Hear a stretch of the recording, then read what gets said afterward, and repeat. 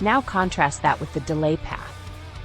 Month 1 passes, and you're still researching, planning, and preparing. You tell yourself you're being responsible by waiting, but deep down you know you're being scared. The opportunity you could have seized is still there, but it's getting smaller. Other people are taking action while you're still thinking about taking action.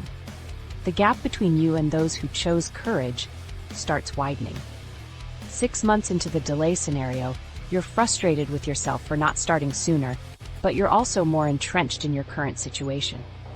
The momentum of inaction has created psychological momentum that makes action feel even more difficult. You've established patterns of avoidance that now feel normal.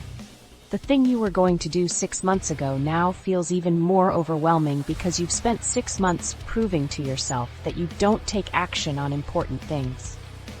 Year 2 of choosing delay shows how inaction compounds into bigger problems.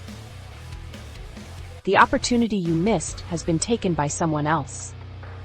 Your confidence has decreased because you've repeatedly proven to yourself that you don't follow through on commitments to yourself. Your situation has either stagnated or declined because you haven't created new value. Your relationships reflect your energy of settling and playing it safe. You're surrounded by people who also avoid challenges because like attracts like.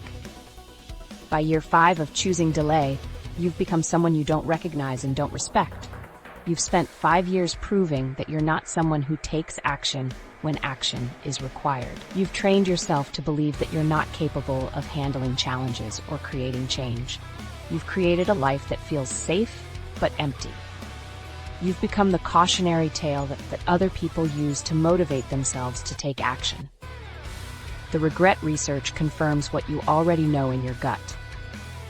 People who consistently choose inaction report that their regrets about things they didn't do are twice as prevalent as regrets about things they did. As you get older, what really sticks with you are the regrets about what you didn't do. The temporary discomfort of taking action today becomes the permanent satisfaction of knowing you were brave when it mattered.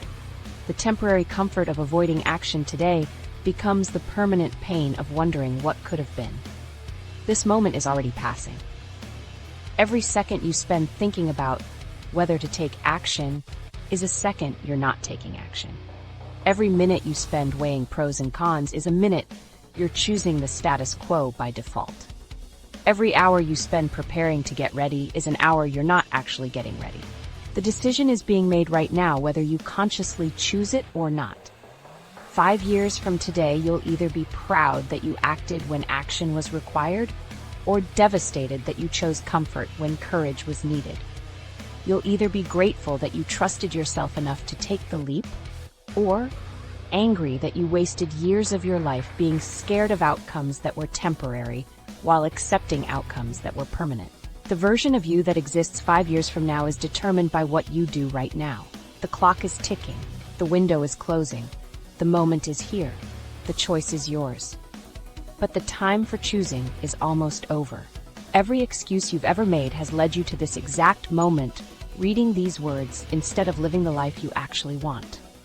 The average person wastes over 55 days each year procrastinating while their dreams die from neglect.